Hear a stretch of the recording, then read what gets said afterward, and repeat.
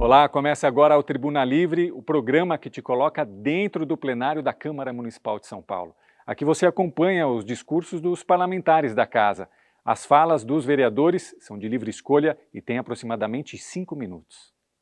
É da tribuna do plenário do Legislativo paulistano que os vereadores da casa discursam durante as sessões. E o Tribuna Livre traz um compilado resumido das falas dos parlamentares. Então, vamos aos discursos do programa desta semana. Bom, eu queria fazer um contraponto entre o que é... A direita é muito acusada, né, de discurso de ódio, de preconceito, de agressividade. E eu acho que, às vezes, a questão do tom talvez faça toda a diferença. O meu antecessor aqui, o Pavanato, falou em relação à questão transexual, em relação à questão de ideologia de gênero. Eu concordo com ele, mas na medida em que a maneira de falar faz toda a diferença. Uma coisa é você ser contra aquilo que se chama, presidente, ideologia de gênero. O que é ideologia de gênero?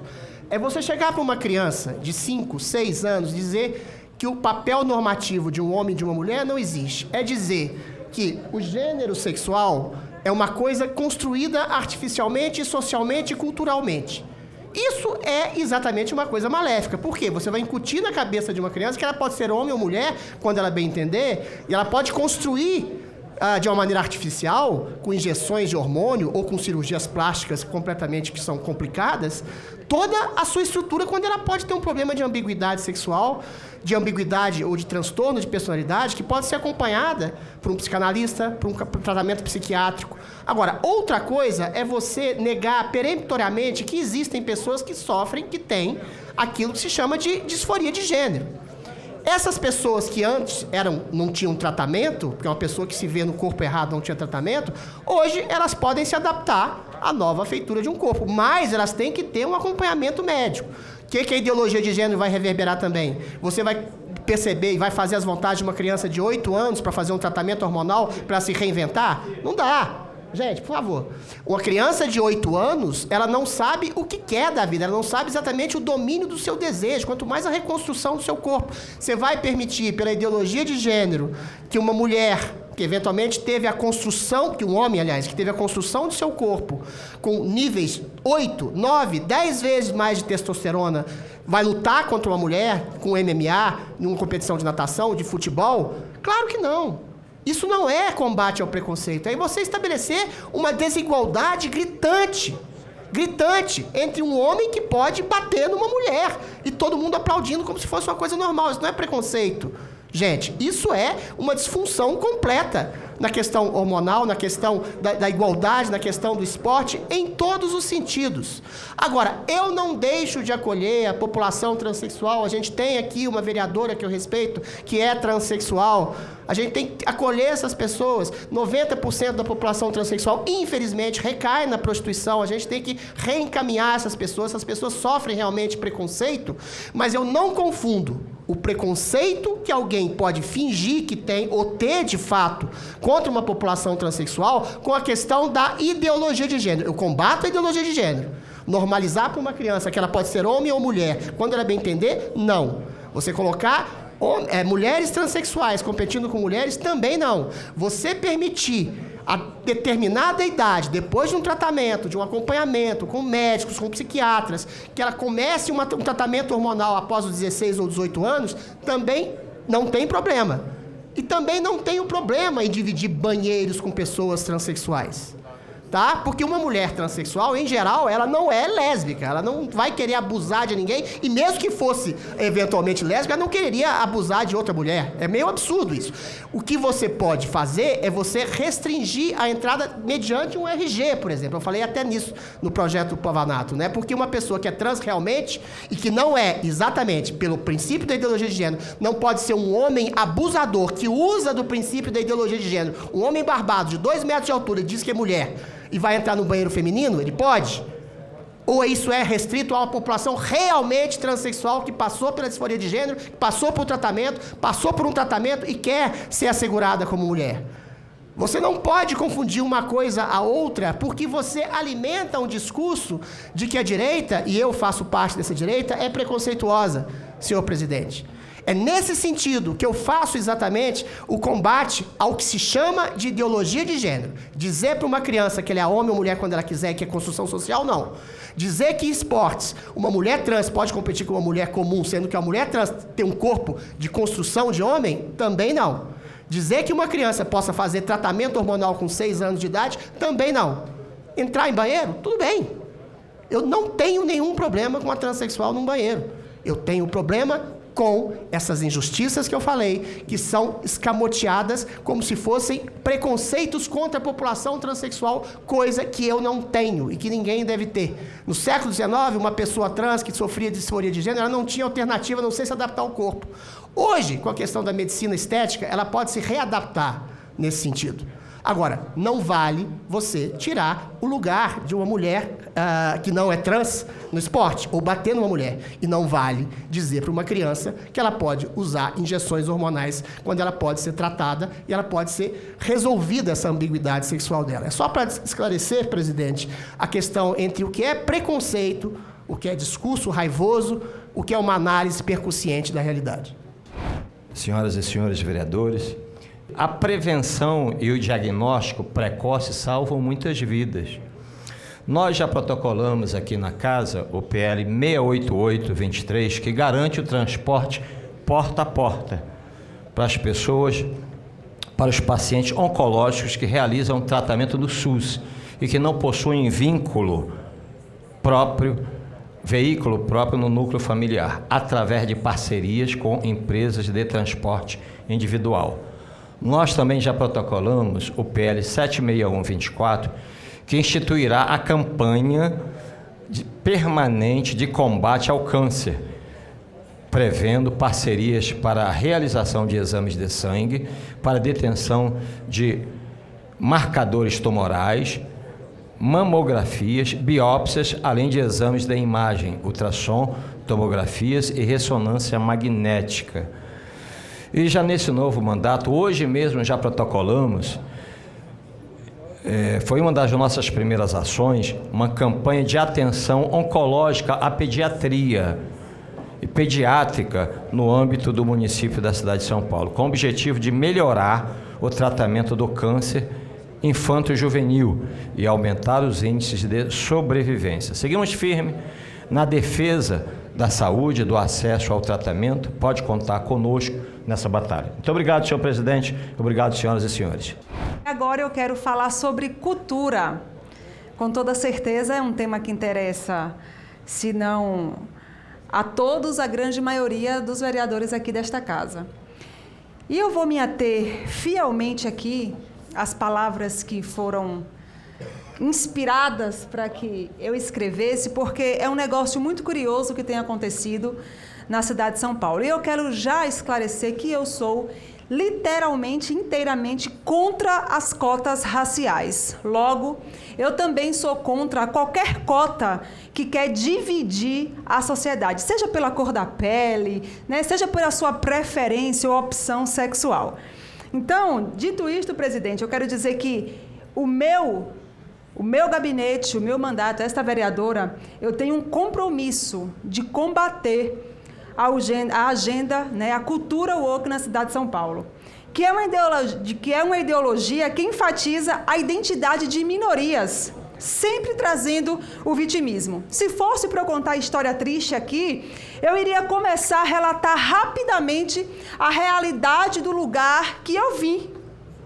Eu sou uma mulher preta, de uma cidade humilde, de uma família pobre, de uma mãe que teve pouca oportunidade de estudar e de um pai que concluiu o ensino médio depois que eu e os meus irmãos já eram bem crescidinhos. E nem por isso eu adoto um discurso de vitimismo, que muitas vezes cria divisões artificiais entre a sociedade.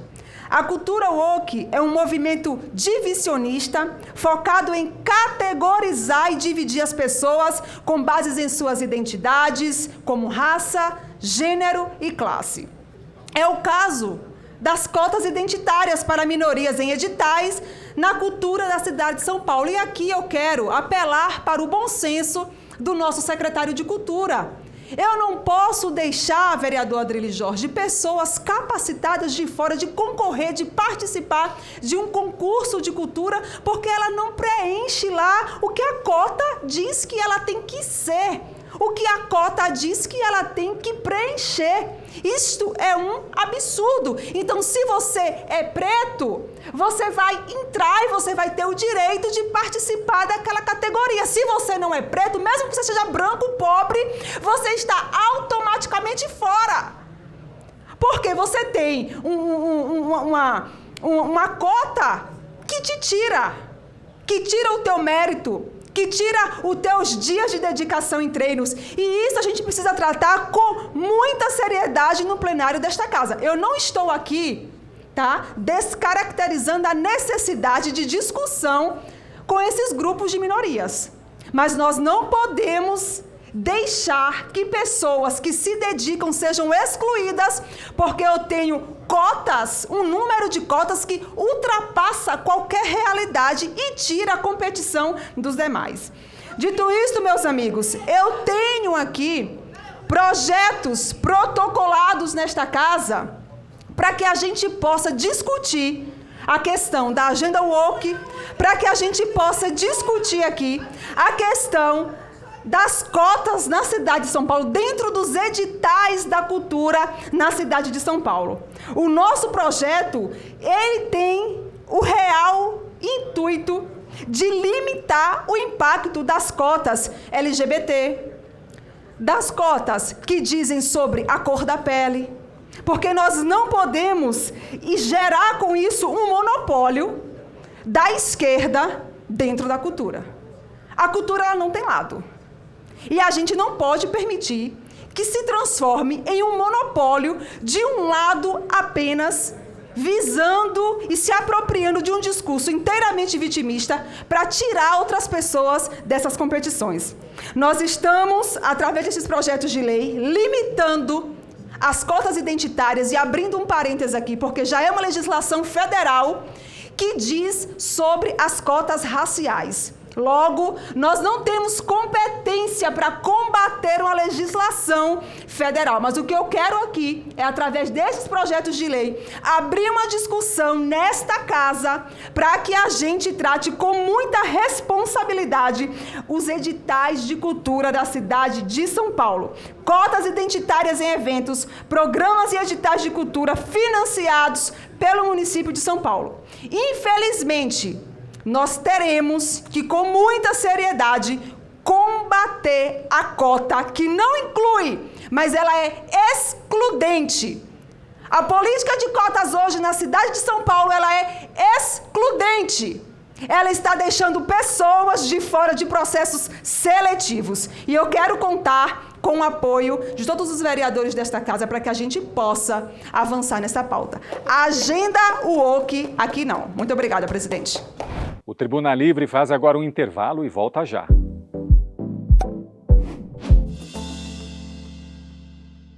Um bom papo sobre a cidade, diferentes pontos de vista e a opinião de quem faz a diferença. Conheça o SampaCast, o podcast oficial da Câmara Municipal de São Paulo, onde recebemos toda semana uma personalidade importante para a capital paulista. Eu fui apedrejada no Capão Redondo e foi esse o dia que eu dei um primeiro grito de liberdade na minha vida. São Paulo assusta a quem vive fora de São Paulo.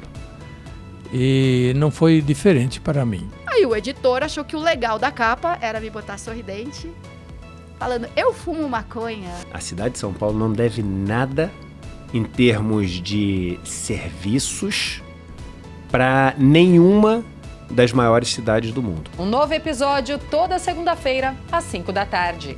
Acompanhe nosso canal no YouTube e no canal 8.3 da TV Aberta Digital. Rede Câmara São Paulo, sua conexão com a política da cidade.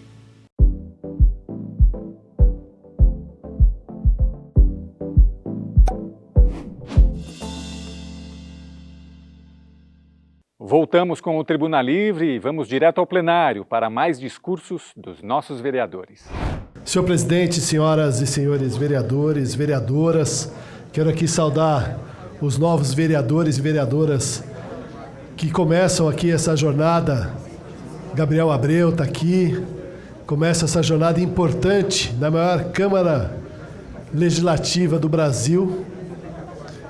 A responsabilidade grande de cada um de nós aqui em cada vez mais lutar por uma cidade muito mais humana, com mais oportunidades, com moradia, com assistência social digna a todos os cidadãos paulistanos, uma saúde que a gente tem avançado bastante, mas nós temos que todos os dias acordar muito cedo para que a gente possa ajudar o prefeito Ricardo Nunes a governar essa cidade.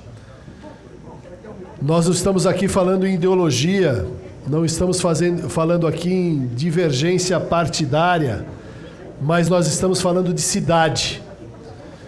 E eu acredito e tenho certeza que essa nova composição da Câmara Municipal vai contribuir para que a gente possa cada vez mais levar essa dignidade aos nossos munícipes. Quero sempre lembrar que esta casa foi e é o local das decisões importantes da cidade.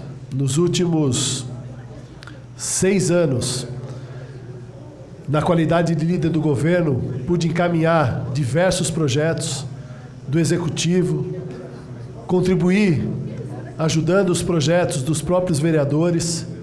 Recentemente, o prefeito Ricardo Nunes encaminhou para esta Câmara Municipal um processo SEI, renovando a minha condição como líder do governo. Queria agradecer a cada um dos vereadores e vereadoras, da legislatura antiga, que nós tivemos aqui sempre um bom diálogo. Sempre procurei deixar o meu gabinete de portas abertas, a liderança do governo aqui, pela coordenadora Márcia, que é a nossa coordenadora da liderança do governo, que está aqui nesta casa há muitos e muitos anos, já passou por diversos prefeitos, vários líderes de governo. Então a Márcia tem uma interlocução muito boa com a casa, com os assessores de todas as bancadas, e é dessa forma que a gente quer continuar esse trabalho. Quero também parabenizar e saudar o nosso presidente Ricardo Teixeira, que demonstrou toda a sua experiência no início desse ano legislativo, já fazendo a defesa daqui, da casa, de cada um dos vereadores e vereadoras, dos gabinetes, daquilo que é importante, a manutenção para a colaboração do trabalho legislativo de cada um dos senhores e senhoras. Também não posso deixar aqui de fazer menção ao nosso sempre presidente Milton Leite, a quem eu fiquei a grande maioria desse período como líder do governo, e o presidente era o Milton Leite. Dizer que eu aprendi muito com o presidente Milton Leite, também ajudou, contribuiu e muito para a aprovação de diversos projetos, com o diálogo sempre aberto, com a presidência sempre para atender os vereadores. A gente sabe que tem projetos que nós temos aqui uma discussão um pouco mais acalorada, mas sempre mantivemos aqui sempre o respeito, o diálogo, e é dessa forma que a gente quer continuar, e eu peço aos senhores e senhoras vereadoras essa colaboração. A liderança do governo não é o Fábio Riva, a liderança do governo é a Câmara Municipal. Aqueles que acreditam que nós vamos estar fazendo um trabalho para melhorar a vida das pessoas, eu quero dividir isso com cada um de vocês. Porque quando a gente pensa na cidade, quando a gente pensa nas pessoas mais simples da cidade, nós precisamos estar emanados de que muitas vezes as divergências de ideias, ideais, não podem sobrepor uma realidade. E a realidade grita todos os dias, como está gritando hoje a situação dos moradores do Jardim Pantanal. Como já gritou várias outras situações aqui dentro da cidade, onde a Câmara Municipal, vereadora Sandra Tadeu, Vossa Excelência, que é uma vereadora muito experiente, tem um trabalho enorme na região de Itaquera, tem aí uma luta da senhora que principalmente é a Casa da Mulher Brasileira, o Centro de Atendimento da Mulher, que efetivamente são políticas públicas que nascem desse parlamento. Então todos nós temos essa tarefa de cada um dentro da sua região, cada um dentro do seu local de atuação, poder lutar para que as pessoas possam ter uma vida digna aqui na cidade de São Paulo. Então é dessa forma que eu quero aqui firmar mais uma vez o compromisso de ser a voz do prefeito Ricardo Nunes aqui na Câmara Municipal, fazendo os encaminhamentos dos projetos do Executivo, fazendo a interlocução com a presidência da Câmara, com os vereadores, vereadoras, com os líderes, mas principalmente aqui a responsabilidade com a população paulistana que carece e precisa dessa Câmara forte e unida para o bem comum. Muito obrigado, senhor presidente. Boa tarde, senhoras, senhores vereadores, presidente Ricardo Teixeira, vice-presidente João Jorge, todos que nos assistem pelas redes sociais, pelo YouTube. Eu quero aqui saudar a todos os vereadores que nós iniciamos o ano legislativo ontem, não é? Principalmente aos jovens, aos novos, que estão aqui na Câmara trazendo um gás novo para a gente, de ânimo, de ideias novas também. E eu quero aqui agradecer ao prefeito Ricardo Nunes, sempre agradecer, né? Porque a nossa região, daqui a pouco, ainda esse ano, nós iniciamos o ano passado na Vila Prudente, a UPA, Vila Prudente, 24 horas, a UPA, iniciamos as obras, da UPA Sapopemba, 24 horas, e também a reforma do Hospital do Jardim Iva. O Jardim Iva, ele tinha 60 leitos, agora está passando para 250 leitos. Então, vejam só o quanto que vai ajudar na saúde, em atendimento, naquela região de Sapopemba e Vila Prudente. Região essa que nós temos 700 mil habitantes, inclusive o metrô, que nós levamos quando eu fui deputado estadual, para a Vila Prudente, que tem 11 estações de monotrilho até São Mateus, que atende uma região de mais de 1 milhão de pessoas que usam, 1 milhão de pessoas que usam o transporte público ali, principalmente o metrô e o monotrilho. Então eu quero aqui agradecer ao prefeito Ricardo Nunes, porque é super importante, é claro, todas as áreas são importantes, né? Saúde, educação, cultura, todas as áreas são importantes, mas eu creio que a saúde realmente ela tem uma demanda muito maior. E quero também parabenizar a todos os secretários novos que assumiram agora este ano, no dia 1 de janeiro, né, e sempre nos colocando à disposição dos secretários para que a gente possa fazer um trabalho em conjunto pela cidade de São Paulo. Eu quero aqui mais uma vez lembrar que nós temos que continuar unidos. Aquela primeira reunião que o presidente fez, eu achei uma reunião muito importante, uma reunião que demonstrou unidade, uma união que demonstrou comprometimento, né? Então foi muito importante. Então eu quero mais uma vez desejar boa sorte para todos os nossos colegas e amigos aqui da Câmara Municipal de São Paulo.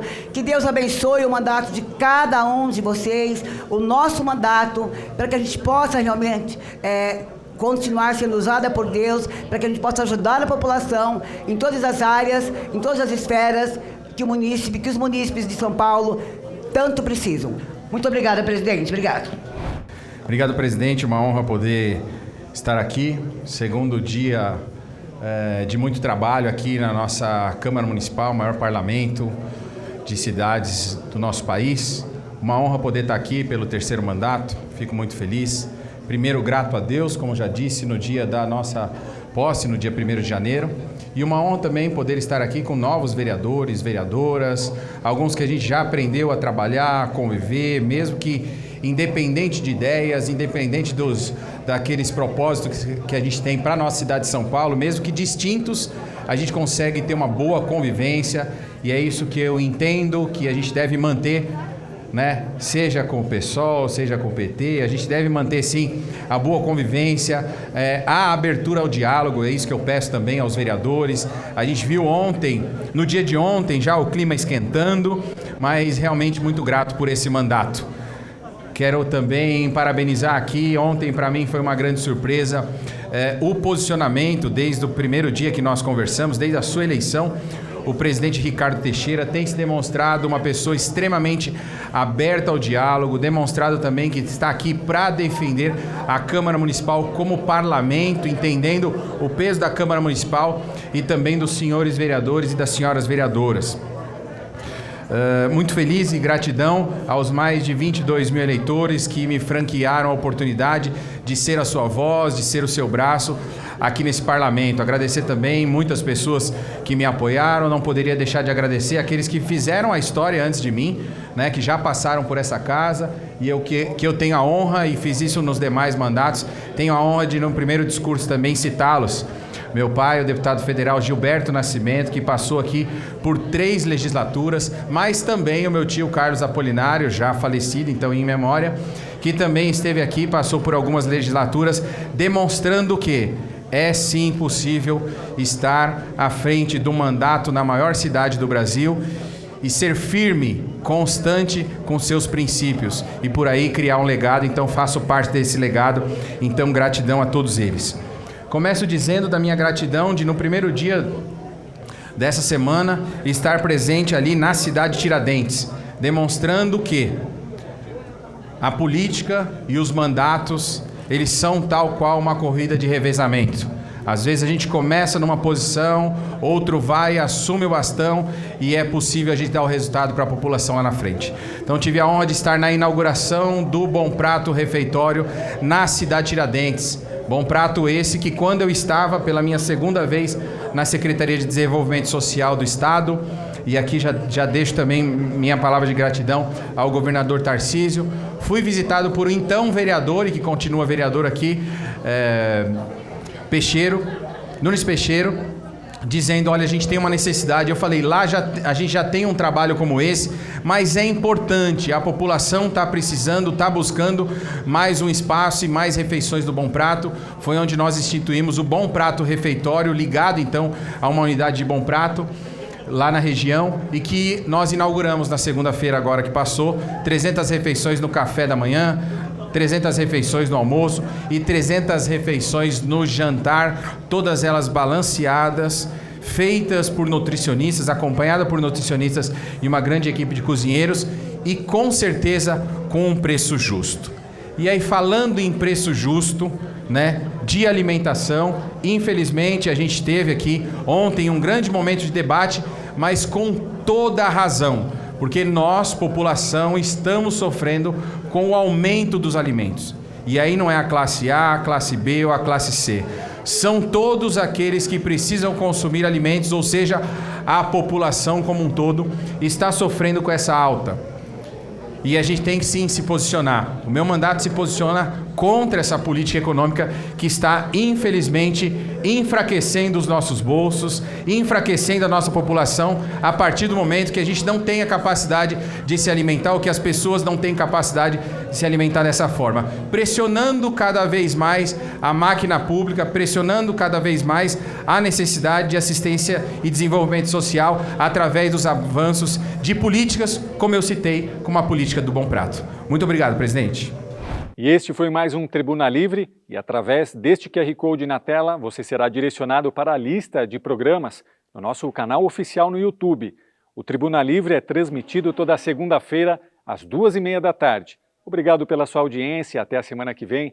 Rede Câmara São Paulo, sua conexão com a política da cidade.